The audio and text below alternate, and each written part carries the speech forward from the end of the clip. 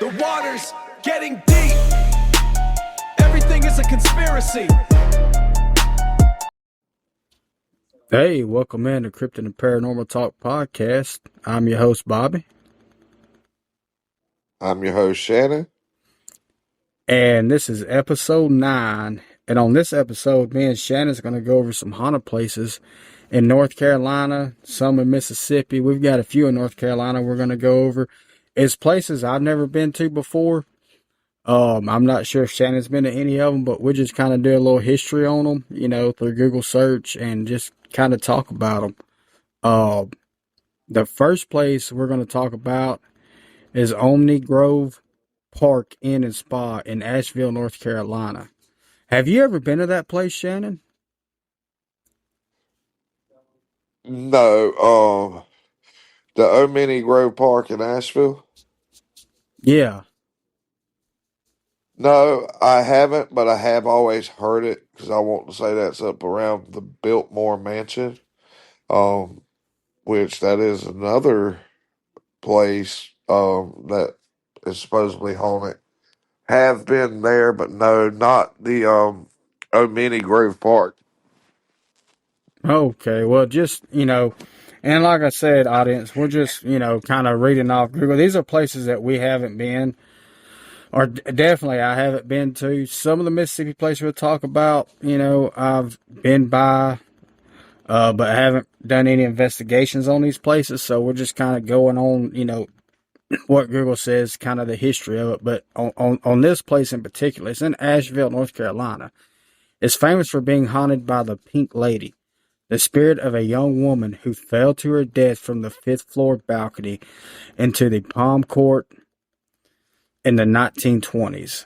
Around 1920, a young woman wearing a pink ball gown either jumped or slipped or was pushed from the upper level interior balcony, dying on impact on the lower level.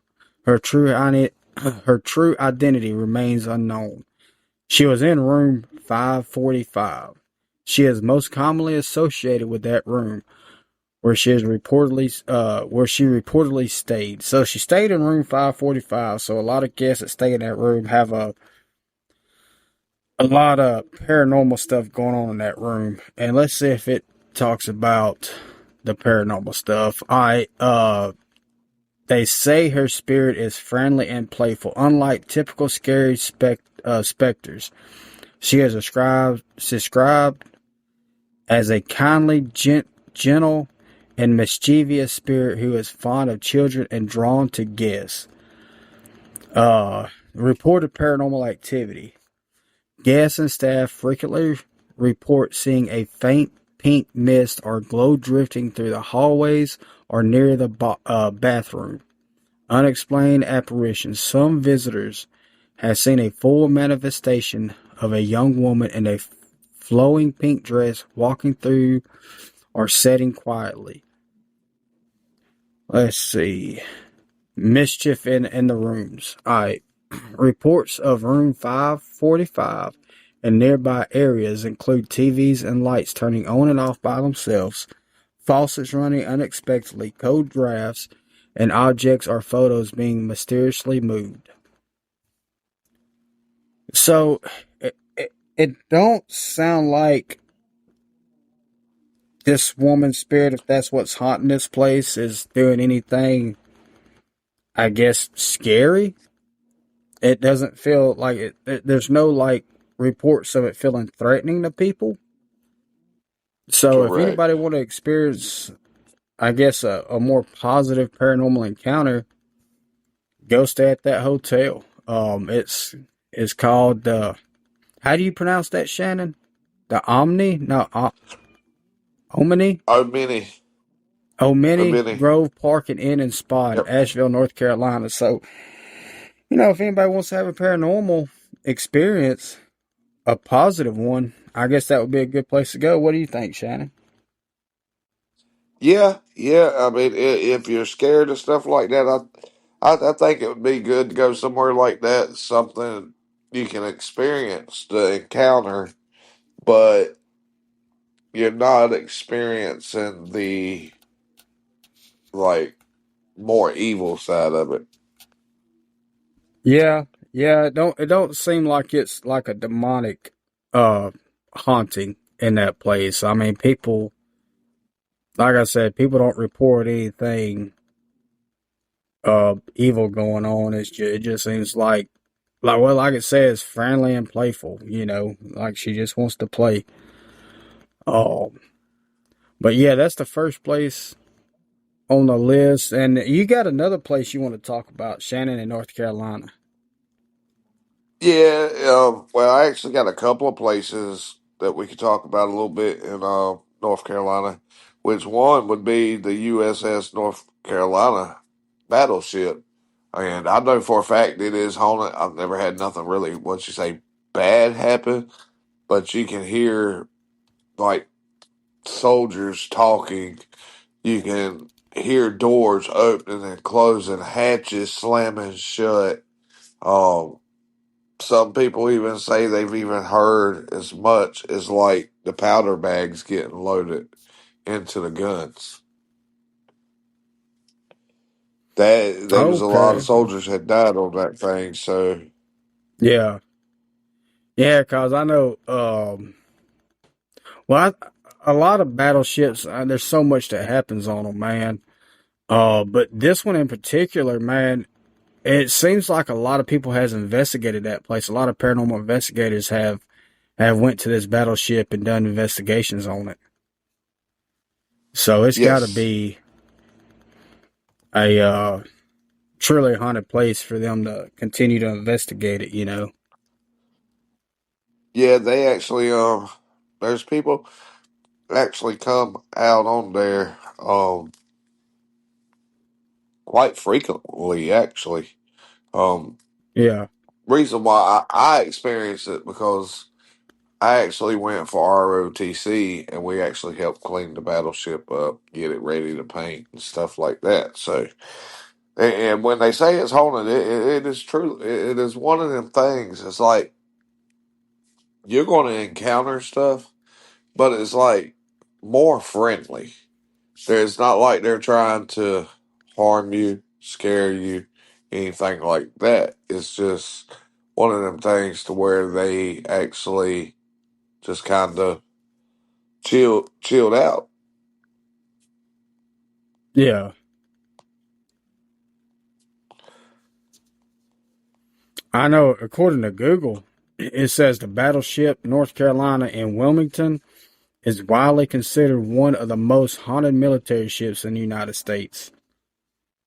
Yep. Visitors and crew members and paranormal investigators report frequent disembodied footsteps, sudden cold spots, and phantom apparitions. So not only do you hear stuff and feel stuff, man, you also see apparitions. And it sounds like full body Right. apparitions.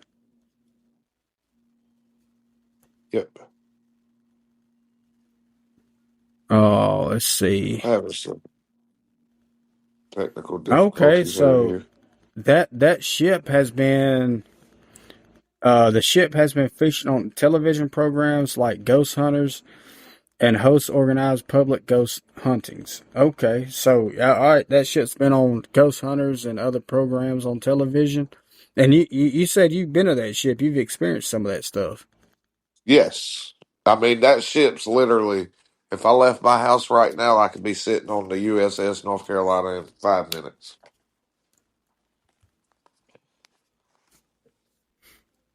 is how close it is to me. Okay. Yeah, cause when I said the city it's in, I didn't realize it was in your town. Yep. Awesome. Yeah, maybe one day, man, I get out to North Carolina, we can go do an investigation on these places. I would Hey, love to go to that ship. well, yeah. Yes, it's definitely one thing that it's really interesting. If anybody's ever out this way that does any kind of paranormal investigation, myself, I would highly recommend going and checking it out. Heck yeah. Yeah. And now the other one I'm wanting to talk about is actually is the I forget exactly where it's located, but it's here in North Carolina. It's not probably 2 or 3 hour drive from me, but it's called the Devil's Tramping Ground, and it's actually in Bear Creek, North Carolina. So Okay. again, guys, y'all just bear with me. I've been sick, having a hard time breathing, and I'm No, you having good, brother. uh, technical difficulties over here. But that there is a place that, all right, they say the devil walks the ground at nighttime, and nothing grows there. They can't get nothing at all to grow there in this particular area. Myself, if the devil's walking somewhere like that at nighttime, I don't think I want to go walk in his footsteps. Yeah, I don't blame you. I wouldn't either. I mean, that place sounds kind of like it's got some kind of demonic entity there haunting it. Well, like I said, now they say it's the actual devil. And one more time, what's the name of that place? The devil's tramping ground. Yeah, I'm looking at it. A mysterious, perfectly barren 40-foot circle in the Chatham County woods where nothing grows and folklore claims the devil paces at night. That's insane, man. That's what I'm talking about. I do not think I want to be going anywhere that I've got to worry about. I'm walking where the devil's been walking. Yeah, yeah, you ain't lying. Especially, I mean, you got a 40-foot circle that won't nothing grow at all. Um, Correct.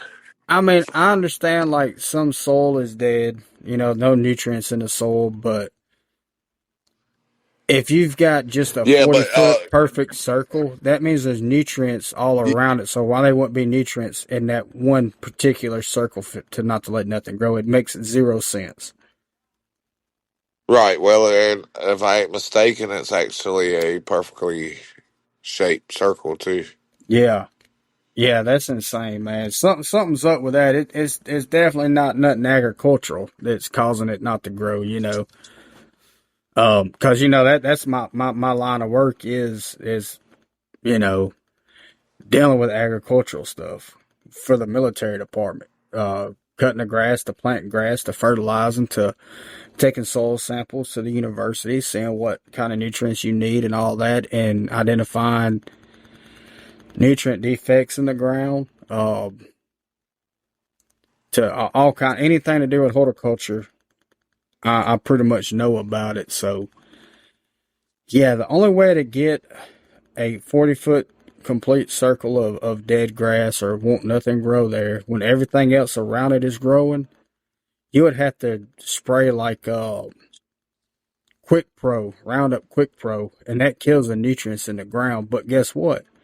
It only lasts for about 6 months, and then everything starts growing. So yeah, that makes zero sense for Right. that perfect 40-foot circle not to grow anything. It makes zero sense. So yeah, there's definitely something to that. But It's something that yeah, there's definitely something happening going on there. I mean, yeah, because the land all around it is perfectly fine, perfectly barren, and then you get to looking, there's just this dirt patch, nothing to grow.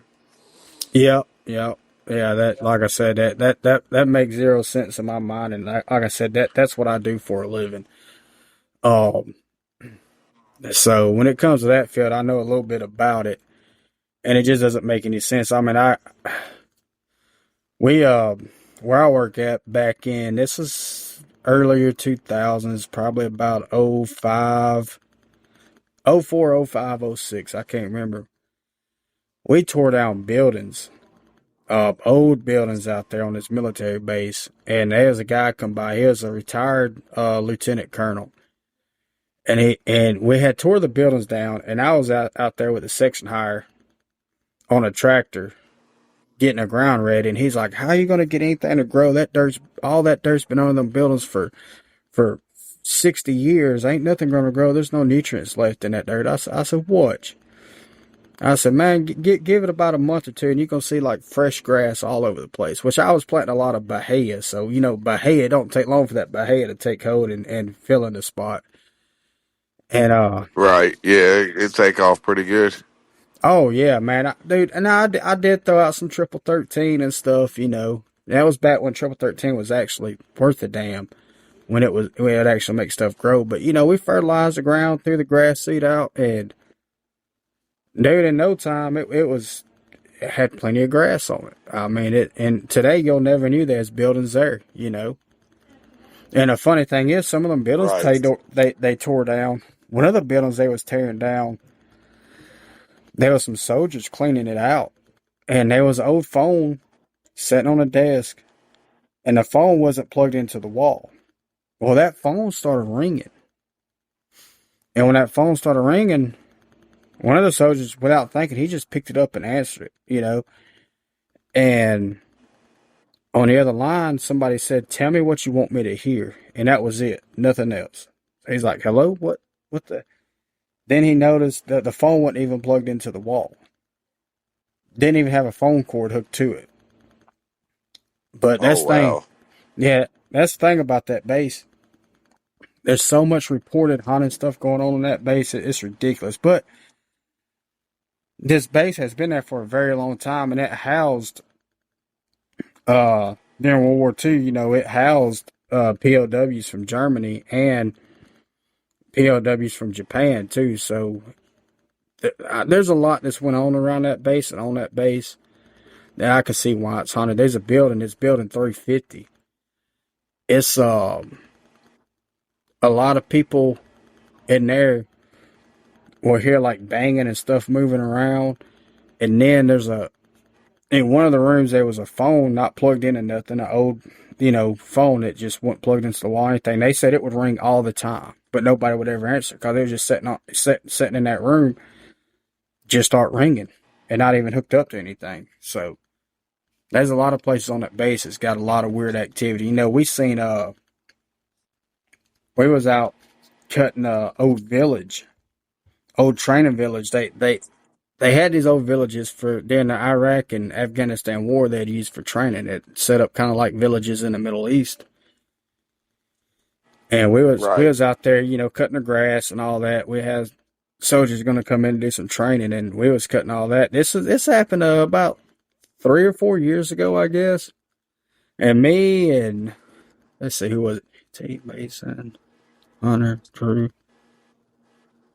Me and four other people. So 5 of us were sitting. It's like 2:00 in the evening time. That was the last thing we had to cut. We were pretty much done for the day. So we're just sitting around BSing, And in the middle of this village, there's a 2-story building. And the door on it, we seen the door open and somebody walk in. And we're like, there ain't supposed to be nobody out here. So we go in the building. There's nobody in the building. We go upstairs. Nobody's upstairs. Nobody's in that village, dude. Nothing. But we seen that door open and somebody walk in that son of a gun. There's another place in North Carolina I'm looking at right here. It's called Brown Mountain Lights. Have you ever heard of that? No, I've never heard of that one. It's in the mountains in North Carolina. It says unexplained floating orbs or color light that have flickered over the ridges of Burke County for over a century. So, sound like the Brown Mountain Lights is orbs that people report. Said it's been reported for over a century. That's a long time seeing these lights. Right. I'm gonna pull that up real quick. Brown Mountain Lights.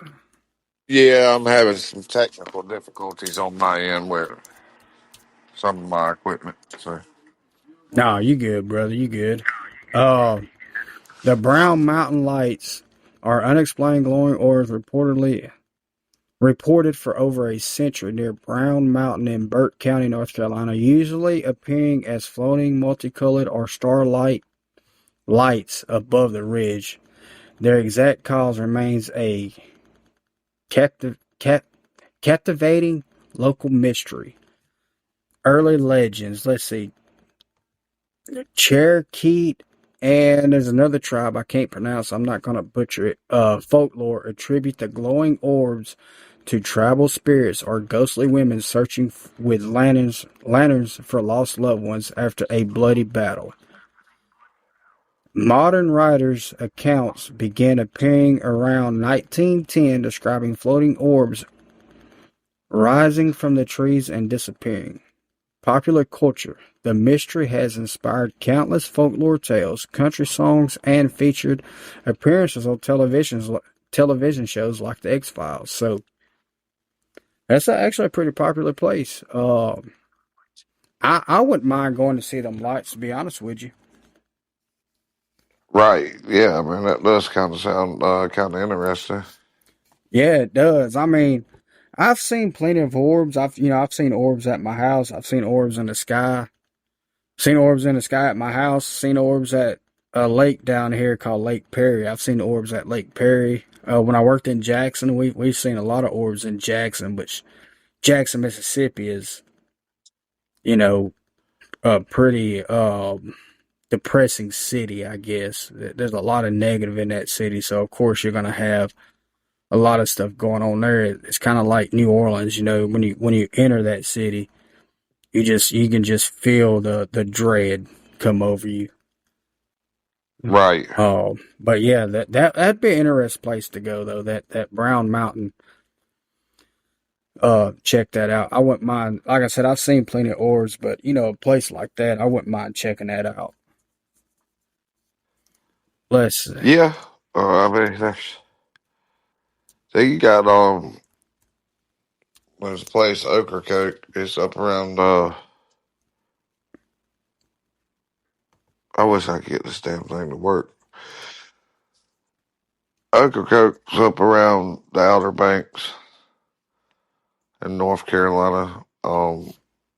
Which there's they've got like 80 or 90 um cemeteries out there, and it's all pre-Civil War era stuff like that. Is that They the say there's a lot island? of home. Yep, I've heard of that place. I've heard of that place. What is it called again? Ocracoke.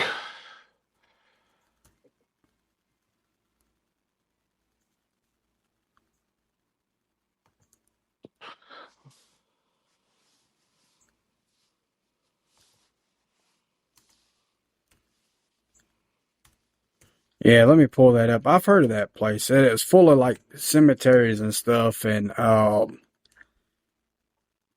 yeah. Let's see here. Ocracoke Island is rich with ghost stories and folklore, most famously tied to the pirate Blackbeard's violent Yep. 1718 death at Teach's Hole. The gentle spirit of Mrs. Godfrey at the historic island inn, and strange unexplained lights floating through the island, many old family cemeteries. So it's got a lot. Yeah, it's got a lot going on. I didn't know about Blackbeard supposedly died there. Yes, actually, yes, he was actually buried on Ocracoke Island. Um, they actually found several of his shipwrecks right around the island and the Outer Banks. Okay. Yeah, let's see the legend. The notorious pirate Blackbeard was trapped and killed in a bloody battle by British Lieutenant Robert Menard on November 22nd, 1718 at Teach's Hole just off Springer's Point. The sighting legend says Blackbeard's headless body swam around his ship 3 times before sinking. Or swam. Sorry, y'all. Swam around his ship 3 times before sinking. Visitors and locals claim his glowing, headless spirit still roams the water and shores looking for his head, sometimes carrying a lantern or shooting across stormy winds. Shannon, would you Would you be interested in going to that island and investigating it? I would. We'll have to. We got to plan that out, dude. That would be. Yeah, absolutely. Matter of fact, I've got somebody that could probably actually help guide us too, because he's a big time surfer. He actually hunts treasures and stuff like that. He does all of that, and I think he visits the Outer Banks quite often. Okay, yeah, yeah. I would love to go investigate that place. I mean, especially now that I've heard of it being haunted, but I've never knew the history of it until now. I'm glad you brought that up, man. Because I mean, there's more this Mrs. Godfrey at the Island Yep, Inn. Mrs. Godfrey. Let's see what it Yep. says. The legend. All right, built originally in 1901 as an Odd Fellows Lodge, the historic center section later became part of the Island Inn. It was said to be haunted by a friendly, nurturing spirit known as Mrs. Godfrey.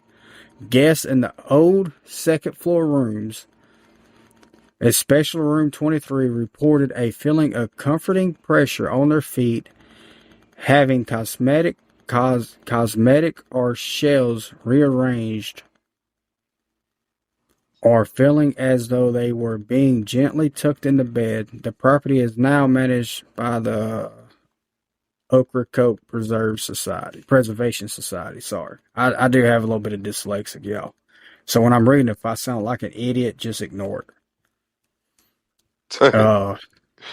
Good on my end. Let's see, cemetery orbs and phantom lights. The lore. With over 80 small graveyards tucked behind houses, chicken coops, and sandy lanes, the island is dense with local resting places.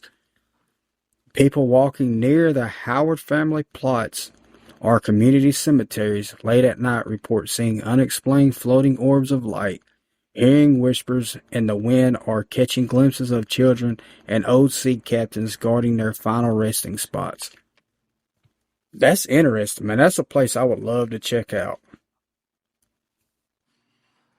Yeah, I mean it, and not to mention, like if people want to go and witness some of this stuff, don't sound like there's a lot of evil intentions. Um, Not to mention the best part is it's a beautiful sight to see. The islands are full of wild horses. Yeah. Oh yeah, yeah. I mean, it sounds like a good little vacation spot. Like take a little trip down there, Oh enjoy yeah, the good views. camping spots. Yes. Oh yeah, I would love to go check that. I mean, just to see it, but then experience some of the hauntings. Because, like you said, it doesn't sound like anything scary on the haunting side. Like nothing demonic's going on there. Like it's just I don't know, residual energy or whatever. But the thing that fascinates me. A lot of these places, people report seeing orbs, and I know a lot of people, have encounters with orbs, but it seems like a lot of these haunted places have orbs. A lot of Bigfoot sightings have orbs. So there's some kind of connection between all that and orbs. What do you think, orbs? You think they're just a ball? A lot of people say they're just a ball of energy. Then you got people say that aliens use them for remote viewing. I mean, a lot of people say it's government using them for remote viewing. What's your thoughts on orbs, Shannon? My thoughts on orbs is I'm more toward it is a ball of energy. Um, Yeah. for one, it take a lot to make a ball of energy or a ball of light just to maintain itself. Because orbs, they come and go so easy, so quick. You might catch a glimpse of it, and by the time you're actually registering from your eyes to your brain, time you register what you just saw, it's gone in the blink of an eye. Yeah, some of them do happen like that. I would think that if it was government or aliens, that ball of light would be more continuous because with it being like with that the ball of energy, spirits they can only produce so much energy to start with. Yeah. That's the reason why they attack your batteries and stuff like that. Like when you see people doing paranormal investigation, they're out there and they start complaining about their batteries are getting drained so fast. Well, I feel like the spirits are pulling the energy from that to be able to either communicate or show themselves. And they are. How many times you been in my lives and I'll be doing paranormal investigation. I got it in the live because of my cell phone batteries. I'd have it fully charged because I charge my phone. I make sure it's fully charged before I get there.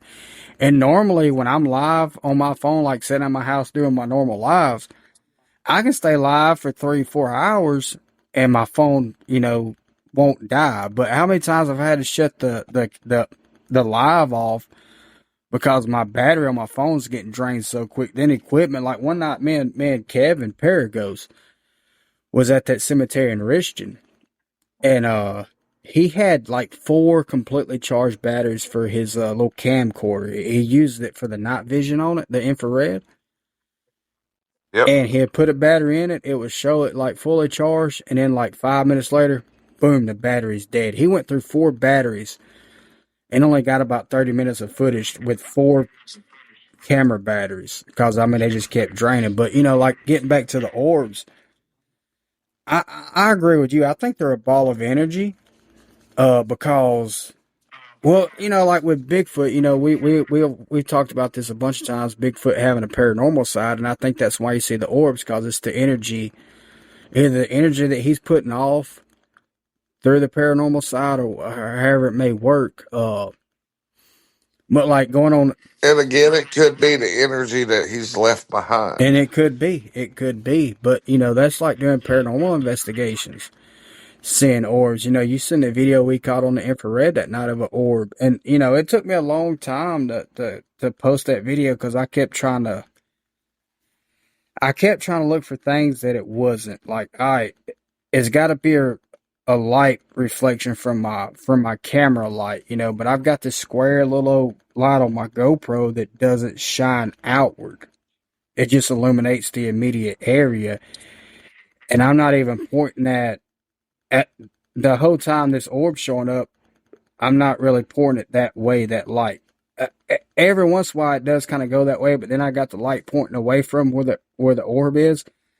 But when I noticed the orb, I noticed, all right, there's tombstones back there and this orb's going behind tombstones. But I know Kevin's caught a ton of orbs doing his investigations on his own, and he had an orb one time that manifested right in front of him. He's got it on camera. Y'all can go to his TikTok page and see it. His TikTok page is Paragos, but he had an orb show up in front of him. Then it manifested and got bigger and bigger.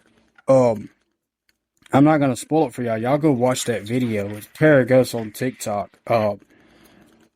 But yeah, there's something strange about them. I think I'm like you. I think they're a ball of energy.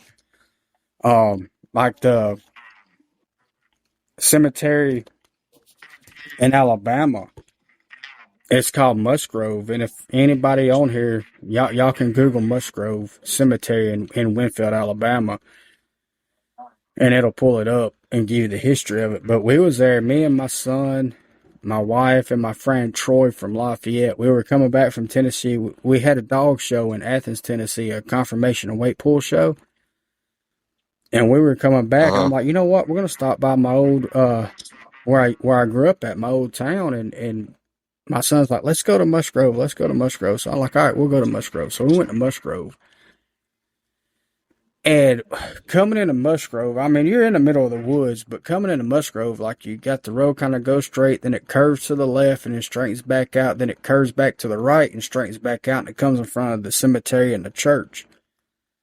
Well, we seen what we thought was a car coming around that first straight, made that left curve, and instead of making that right curve to come in front of the cemetery and the church, it just kept going straight behind the cemetery. But when that light we thought it was a car coming. I'm like, oh crap, here comes somebody, And but it kept going straight behind the cemetery. And as it's going behind the cemetery, you see this blue apparition appear. And it looks like that blue apparition is carrying a lantern. And that was the light. The light never changed, but it looked like a lantern, like a blue apparition just carrying a lantern across the backside of that cemetery.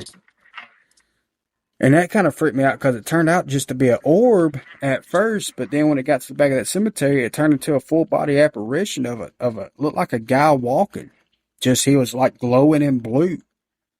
And like he was just carrying a lantern, just taking a stroll on the backside of that graveyard. I mean, it freaked us out. We went to run in the car. My son had done jumped in the car and locked the doors, so we had to get him to unlock the doors, and we got the hell out of there.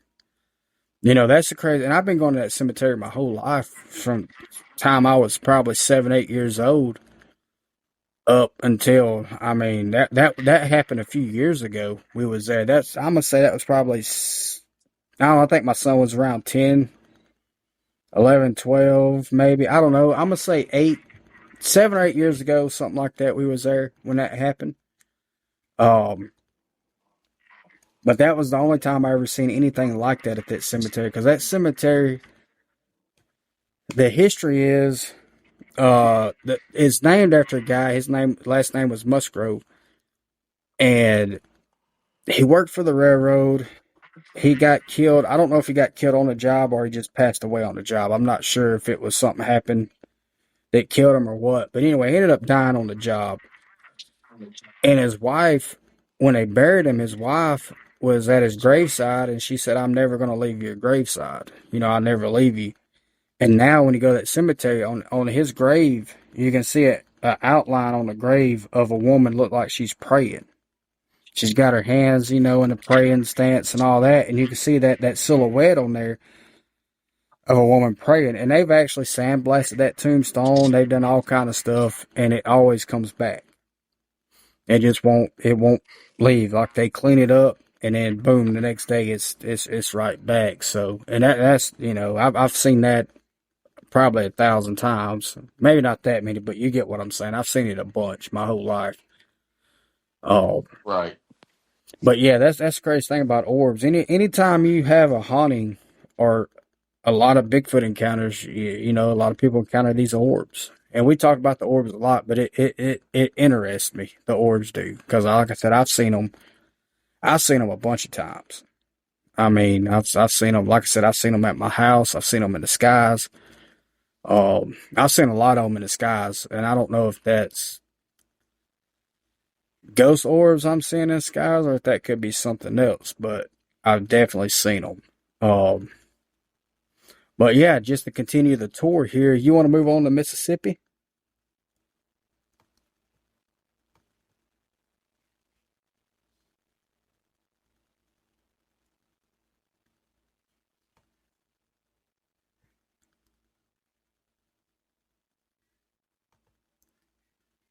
Hey, Shannon.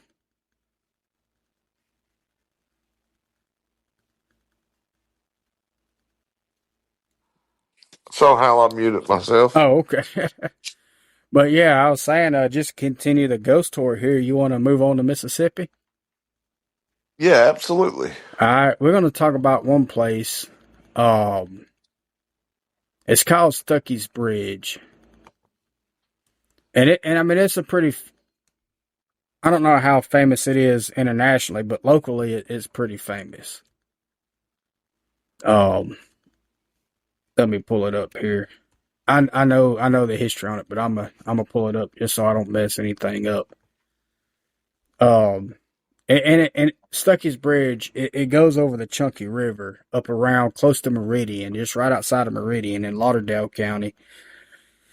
All right, I got it pulled up. All right, Stuckey's Bridge is a historic closed metal truss bridge spanning the Chunky River in rural Lauderdale County, about 12 miles southwest of Meridian, Mississippi. Built around 1850 and rebuilt in 1901, it is listed on the National Registry of Historic Places and famous for local ghost lore.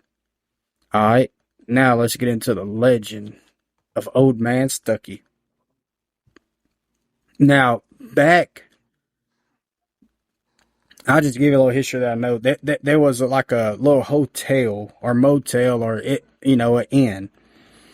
Where guests, people traveling, they could get on a room, stay the night, whatever. So it's going to get into the history of Old Man Stuckey. They named this bridge after this guy. All right, the innkeeper. According to local folklore from the late 1980s, a man named Stuckey, rumored to be a road member of the Dalton gang, ran an inn near the river. He used a lantern to lure travelers off the path, murdered upwards of 20 guests in their sleep, and buried them by the riverbank. When a new iron bridge was constructed in 1901, construction workers allegedly uncovered the hidden remains. An angry local mob captured Stuckey and hanged him from the bridge. So he was hanged from the bridge. So this guy, Oh yeah, wow. he was working at a hotel or something, and he would kill the guests and bury them right by the river, and they ended up hanging him for it from the actual bridge itself. All right, the haunting and folklore reports. The lantern. Witnesses over the decades have claimed to see an eerie light or an old man carrying a lantern near the water. That lantern could just be an orb that people see. And like I said, a lot of haunted places, you have a lot of orb activity. Visitors report hearing sudden, unexplained loud splashes in the river below, mimicking the moment Stuckey's body was dropped into the water. It has been featured on various regional and national paranormal programs as one of the most haunted spots in the American South.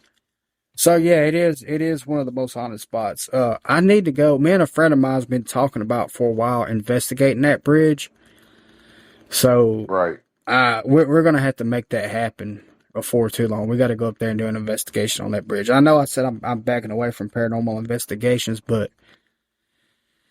I may step back into it a little bit, but just not do it as much as I was doing it. Um, but there's Yeah, because you did have all kinds of crazy stuff going on. I did, man. I had a lot of crazy stuff going on. Um, a lot of stuff I don't care to ever happen again.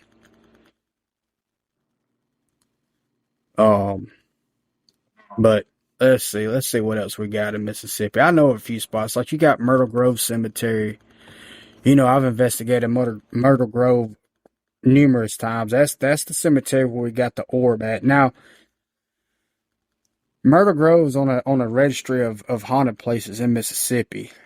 And I've been to places with a lot more activity going on than Myrtle Grove Cemetery, but we have captured activity at Myrtle Grove Cemetery, and I'm not even going to Google it. I'm just going to talk about it because I know a lot of history on it without having to Google it.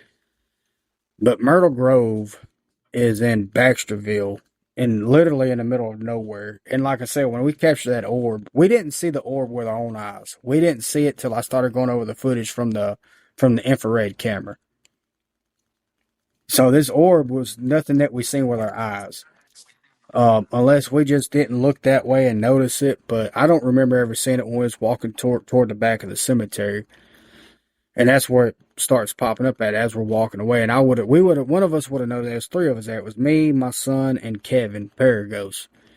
So there's three of us there, and Yep. none of us noticed it with our own eyes. Like I said, just noticed it on the infrared. But this cemetery is completely surrounded by woods. So you got this little 2-lane road, Oak County Road. You turn off it on a gravel road, which is Myrtle Grove Cemetery Road. So when you turn on that road, you probably go down, I'm going to say about a half a mile, and it dead ends at the cemetery. And like I said, it's surrounded by woods, so there's no highways or roads or anything around that cemetery that can shine light in to make that orb appear. And we didn't have a flashlight on. I had my phone, which my phone is facing the screen of my phone is facing me because I'm live on TikTok. I'm not got it turned around, it's facing me. The only light we've got on is my camera light from my GoPro, which just illuminates, it's a square light that just illuminates the immediate area. It doesn't shine out. So, that's the weirdest thing we ever had happen there. We've had, spirit box activity, stuff coming through the spirit box. Like the first time I went there, you know, the spirit box kept saying "get out." It would just say "get out," and then me and my daughter seen a black apparition walk in front of the gate when we was walking toward the gate to walk out to the car. And you know, we've heard people walking by us, like you could hear like shuffling, like somebody's walking beside you. But that's pretty much all we've ever had Right. happen. Now you do feel dread, like when you show up there, and a lot of people report. You know, a lot of reports from people going to that cemetery, they feel that dread. Like when you pull up in there and get out your car, you just kind of feel depressed. You feel dread. And that is true. I mean, every time I go there, I experience that feeling. So, but as far as like activity, we've gotten activity there, no doubt. But I've gotten more activity from a cemetery in Richton, Mississippi that has no known hauntings, that nobody's ever reported anything weird going on at the cemetery in Richton. But but we're probably the only ones that ever investigate that cemetery too. And we always get activity. There's sometimes we go down to Myrtle Grove and get zero activity. So I'm not sure what's up with that place, but there's definitely something going on. You definitely get that weird feeling. And, you know, we do get stuff, you know, orbs, apparitions, you know, stuff through the spirit box, but then sometimes you go down there and, I mean, nothing happens. So it's a weird place. So you go down there and you think you're going to get a ghost, you might not. Right. It's like, I think that really boils down to what else is there, what other kind of entities that may be there. yeah, I mean, it could be something there that's trying to stay hidden from the public and keeping everything else there hidden. It won't let them communicate, I guess. Correct. I forget exactly what it's called, but there is some kind of spirit that when it shows up, all the other spirits, he makes them hush. Yeah. And that could be what it is. I mean, there's definitely something weird about that place because, like I said, you always get that weird feeling like it's not nothing good. You know, that feeling of dread. Because you also got to think back to all the like other little signs of stuff that a couple of the people in the TikTok was actually pointing out to y'all too Yeah. with the screenshots and stuff like that of just like faces and stuff that they're seeing. Yep. And I think the last place we'll talk about in Mississippi, Shannon, is a place that's not known as a haunted place. Like people around here kind of feel weird when they're there. A lot of people have told me like, "Oh man, when we go down the river under this bridge, you know, we get this weird feeling." But as far as being a known haunted place, it's not. But I do want to talk about this place because I just thought of it when he talked about this the screenshot from the lives. Was you in my live that night or not? It wasn't night. It was in the evening time. But when we was at Moody Bridge, or Modded Bridge, not Um, Moody Bridge, think Modded Bridge. I think so. Yeah, I well, think you know, so. me and Kevin, we went down an investigation on Modded Bridge, and people that's local to Mississippi, y'all know exactly what I'm talking about. And I got the name confused. I said Moody, but the history of that place in the early '90s, there was a girl that went missing from that bridge, and then, and I think that was '93, but in '95, there was a girl and her boyfriend got killed at that bridge. They got murdered at that bridge by the Moody Boys.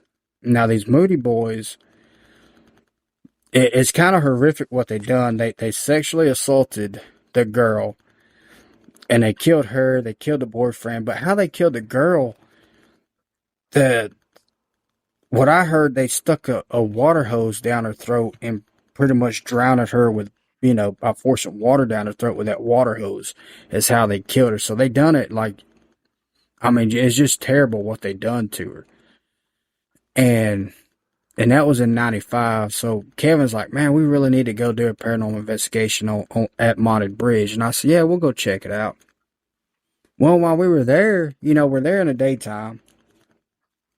And because that's not a place you really want to go to at night because, you know, some locals and stuff. But anyway, but we're there in the daytime. and and the only thing we really got was a little bit of spirit box activity, and I can't remember what it said. Kevin has the video on his of the spirit box activity on his TikTok on Paraghost, and I think we got some EVP, but I got I'm live on TikTok, so I've got it flipped, so I'm showing everybody. I don't have my phone turned. I just got the camera flipped. So I'm just like scanning the river, showing the old bridge, and I'm scanning. I'm going to the right, and this lady it's always in my lives, Banana Waffles. I get to the right and I start going back to the left, and she commented, said, "Hey, go back to the right." So I start going back to the right. She's like, "Hold it right there. I seen something." And I didn't think nothing about it, so I held my phone where she told me to stop. Well, she took a screenshot. She's like, "Hey, I'm going to send you the screenshot I just took. I seen something." I said, "Okay." So I kind of scanned back to the left, and it ain't long after that we in the investigation. I'm like, "Oh, we got a little bit of stuff through the spirit box, a little bit of EVP." Like I said, I can't remember what it said, but, nothing really happened other than that. So we're pulling out of that place. I'm in my car, and I'm like, "Dang, Kevin, I forgot, man. Banana Waffle sent me a screenshot." So I open up TikTok, and I go look at the screenshot. And that spot where she told me to stop the phone, you see a girl's face staring at us from some grass. I mean, as clear as day, just staring at us. And I got that picture posted on my TikTok. So if anybody goes to N.American Cryptids and Paranormal on TikTok, you can see that picture of that girl's face staring at us. I mean, it freaked me out. I'm not going to lie. Because I was at a stop sign when I pulled it up. And it freaked me out. And I told Kevin, I said, "Kevin, if I'd have seen that with my own eyes, we would have packed up and left right then." Because I wasn't even scared doing an investigation. Because like I said, nothing really happened. Other than a little spirit box and EVP, which I'm so used to that, it doesn't bother me anymore unless it starts saying my name in an evil voice, which has happened plenty of times, but it didn't happen there. But when I seen that, I'm not going to lie, Shannon, it freaking scared me, dude. I said, I bet. "Man, I don't think I'm going to go back to that place." And who knows, one day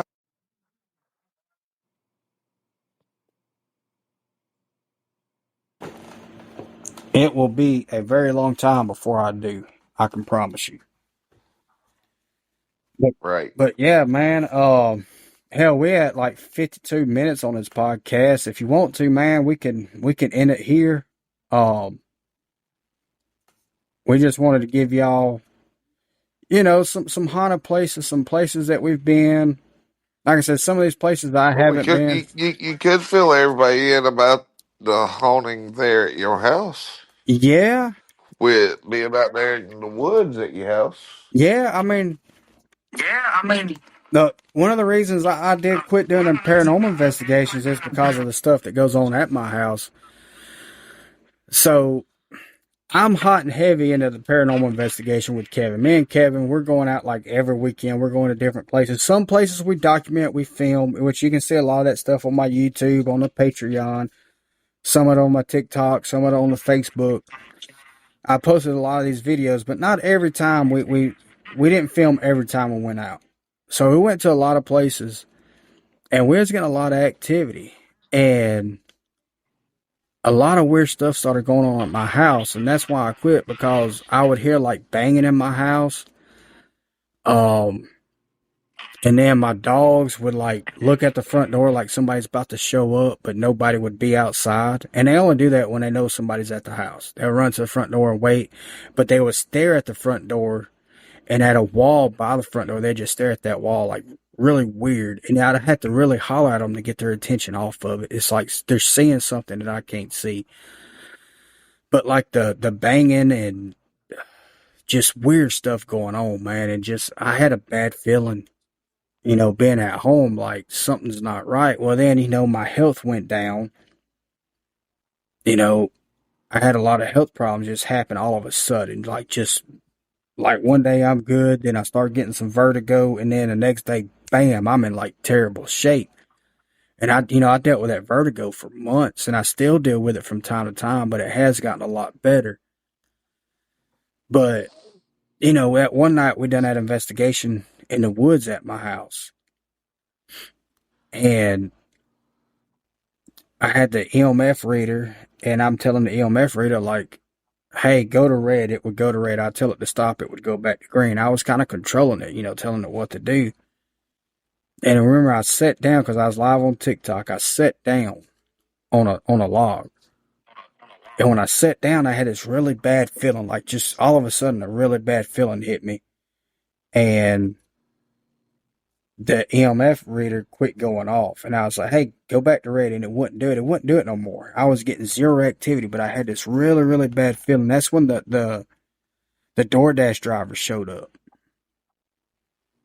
Yep. And then when I come into my bedroom, or not my bedroom, I'm sorry, my office where I'm at now, my EMF meter, I set it down and I had it off. I set all my equipment on my desk and this meter's off. That's at like 10 something at night. Well, the next day around 6 o'clock, I come in here. I'm going to go live on TikTok or whatever I was doing. But I come in here and that joker's on and it's lit up green. I'm like, why is that on? Because if it would have been on all night, if I would have accidentally left it on, that light would have been super dull or not on at all because the batteries would have been dead. But I mean, it was just as bright as it could be since the day I bought it. And I know for a fact I turned that meter off when I left the woods. I turned that meter off, and I would have noticed the green light shining in my face when I laid it down on my desk. So that was weird. But yeah, all that going on, and then, like I said, my health being in the shape I was in with my health. I don't know if I might have had an attachment or a hitchhiker or whatever that done that. But I'm not gonna lie, it scared me because going out here playing in the paranormal world is you open yourself up to this stuff. So you're opening yourself up to a possible attachment, a hitchhiker, a possession, oppression. You're allowing this stuff to speak to you through these electronic equipment, which ain't no different than using a Ouija board, in my opinion. At this point, the more I think about it, you're using this equipment to communicate with what's supposed to be the dead, right? But I honestly don't think you're communicating with the dead when you're communicating with these spirits or entities or whatever you want to call them. I think most of the time you're dealing with something demonic because, I mean, if you're a Christian, the Bible talks about the dead know nothing of the living, the living know nothing of the dead. To be separated from the body is to be with God, or however it says. I'm not quoting it exact, but you get what I'm saying. So I don't think you're communicating with a dead relative, with a dead person in a cemetery. I think you're communicating with something evil, demonic, or something like that. Or, I mean, it could be a spirit, but it could not be an evil spirit. I'm not sure exactly everything about the spirit world, but I know you're definitely not communicating with the dead people of the cemetery or whatever. But like I said, when you're playing with this equipment, you're inviting stuff to communicate to you through this equipment. So you're leaving yourself open for all kind of stuff to go wrong. It's no different. Yeah, you opening up Yeah. a door, basically. Yeah. And it's no different than using a Ouija board, because the Ouija board is nothing more than a tool to communicate with the dead. And this equipment that I'm using is the exact same thing. It's just a different type of tool. So it's not any different than using a Ouija board. Not, I didn't think about that at first, but the more I think about it now, I'm like,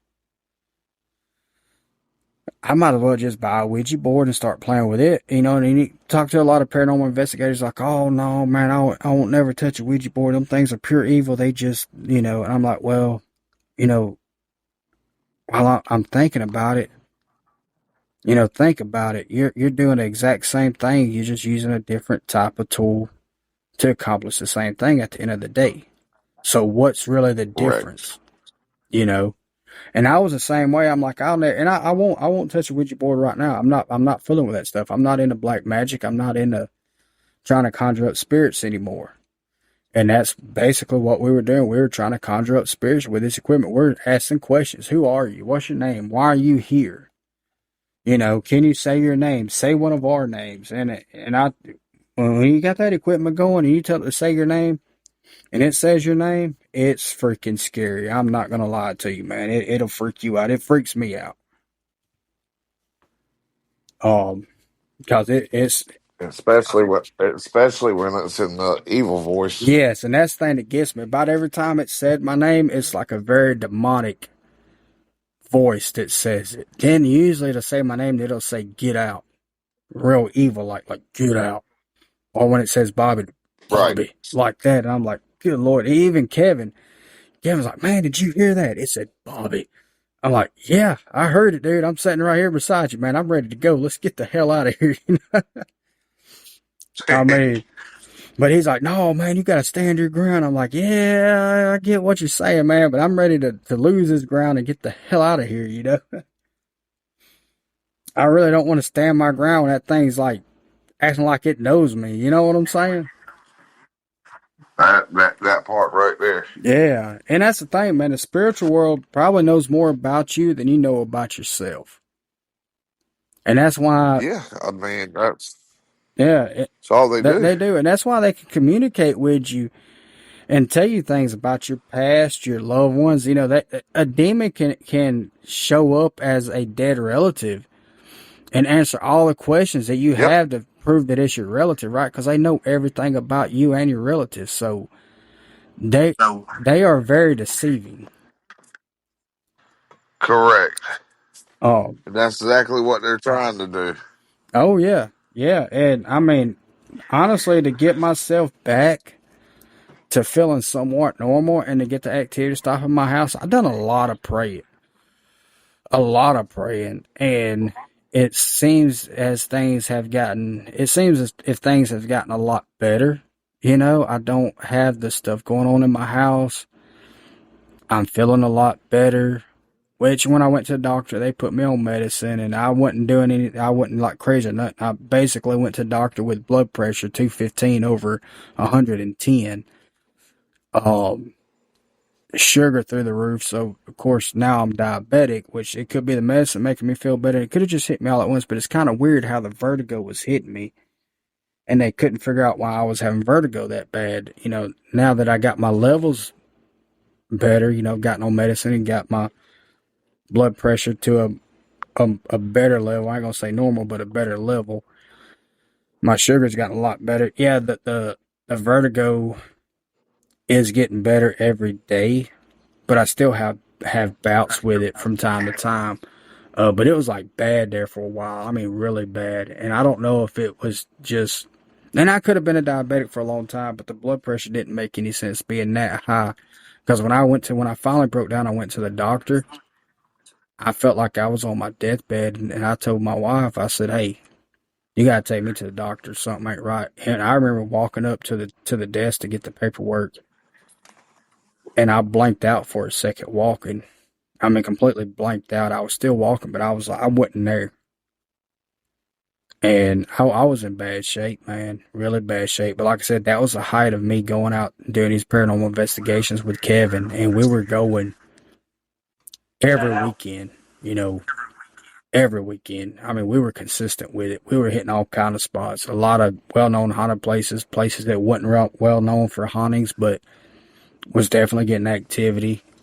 But the more we done it, it seemed like the more demonic these entities got. Because at first, yeah, we would get intelligent information through the spirit box, stuff like that. But the more we show up to these places, the more, I guess, these things revealed who they truly are by, you know, coming through the spirit box in very demonic type voices, very deep voices, growls. We got growls through the spirit box. We got growls that weren't even through the spirit box. We heard growling with the spirit box off, because we wouldn't run the spirit box the Yeah. whole time. You know, we'd hear growls.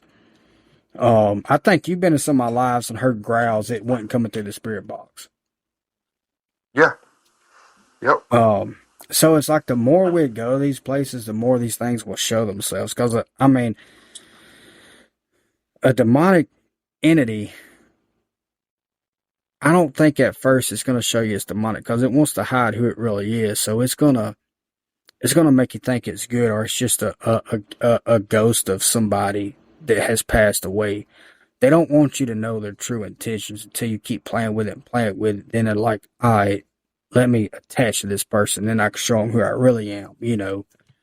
But they're going to deceive you at first. They're not going to just show up and start shaking your house and straight up possess you. And it's like kind of like they got to work their way in, infiltrate, and then they got you. And that's the road I felt like I was going down. Like these things were infiltrating me, and pretty soon they got Right. me because saying my name didn't happen till later on in the investigations. But when it started saying my name, but no matter where I was at, if I was at the Richton Cemetery or I was at Myrtle Grove Cemetery, when it would say my name, it was the same voice. The voice never changed. It was just Bobby, just Always the same. always the same. So that tells me this thing was following me around. And that's what I was getting ready to say, man. Is it seems like that same voice that you had that kept coming through was always following you around. Yeah, Because you're right, it never did change. Nothing never switched up. yeah. I mean, I'm not gonna lie, dude. It kind of when I sat back and really thought about it, you know, with my health problems and everything going on at my house, and I sat back and I really thought about it. I'm like, I think this is where all this is coming from. Is what I've been doing, and I shouldn't be doing this. You know, And it's very well possible. but you know, since I quit doing it, man, you know, I feel better now. Am I 100% every day? No, I'm not. I still deal with some of these problems. Not the spiritual stuff or the paranormal activity going on at my house. I haven't dealt with that in a very long time. But you know, just the feeling of being off, or you know, a little bit of vertigo here and there. You know, not feeling right. Yeah, I still deal with that from time to time, but it's nowhere near as bad. It is getting better. Uh, Definitely better than what it was. So I think whatever had a hold of me, I've shaken it, and I'm continuing to shake it off. And I'm just going to keep praying and keep, you know, keep my faith. And hopefully, you know, I'll be 100% back to normal before too long. I just got to keep the faith and not go back to doing what I was doing. But I mean, and Right. it's hard to quit. And you start like this episode right here, we're talking about all these haunted places I hear about. I'm like, man, I'd love to go investigate it, see what's really going on. But at the same time, I'm like, man, I don't know if I want to get back into it. I mean, I want to, but I don't know if I want to. You know, I don't know if I need to, I guess. Probably more so not needing to. Yeah. But yeah, it's definitely a trip, man, doing that kind of stuff. I mean, and some people can do it and probably not ever have anything go wrong with it, but you know, it definitely went sideways with me, and that's why I said I don't know if I'll ever do it again. I'll talk about it. I'll talk to other people about their stuff like we do on TikTok, and you know, when we do have guests on. And speaking of guests, I've got to talk to Nick some more, but for the audience, we are going to have a podcast coming out hopefully within the next week. I'm waiting on some new equipment, podcasting equipment to show up before I do this because we're currently on Riverside, and it goes pretty good with just two people podcasting on the Riverside app. But when you add a third person, you can't hear the third person, so you're kind of guessing about what they're saying. Now it'll record everything, and you can hear that on the recording. Everything sounds perfect, but as we're actually talking, the app has some kind of glitch, and it's like you're losing service. It'll drop the guest. It'll show the guest dropped, like they're disconnected, but they're not. But so you only get, like when we're sitting here listening, try to interview somebody, we're only getting half the story. Correct. So before we bring Nick on, when we bring Nick on, we're going to talk about sleep paralysis. I used to get sleep paralysis a lot. I still do every now and then, but not as long as I don't sleep on my back, I don't get it.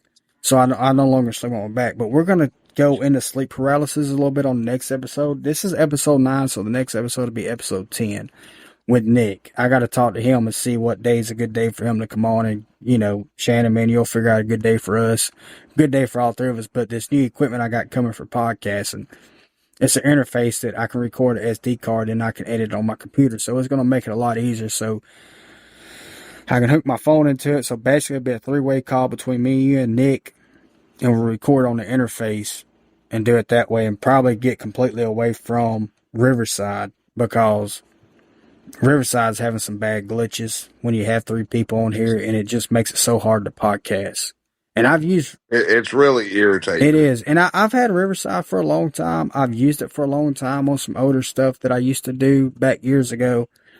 But it's getting to the point you can't hardly use it. So the next episode, I'm waiting for that equipment to come in, which it should be in tomorrow, and then we'll record on that, and hopefully won't have any problems. So for the people listening, hopefully one day this week, which is, what's today, the 23rd, August 23rd. Yes. So this week going forward, we should have an episode about sleep paralysis. And I'm no expert on sleep paralysis. Shannon, I'm pretty sure you're not either. We're not doctors, so of course we're not going to be experts. Just like any of this stuff, nobody's a true expert. We just kind of gather evidence and put our opinions out there about what's going on. And that's the same thing with sleep paralysis. Nick's had sleep paralysis for a long time. He's had some weird stuff that goes along with his sleep paralysis. So we'll let Nick tell his stories about his problems with sleep paralysis and the other stuff that goes on with him, because he's had some weird stuff going on with his sleep paralysis. And kind of dive into a little bit of history on sleep paralysis, a little bit of medical studies that's been done on it, what the doctors think and what we think, because the doctors can assume about a lot of things, but it doesn't mean they're right. Correct. So, we'll take I ain't going to say a deep dive into sleep paralysis, but we're definitely going to talk about it, and we're definitely going to have somebody on that's experienced it a lot for a long time and has experienced a lot of just weird stuff that goes along with his sleep paralysis. So y'all look out for that episode.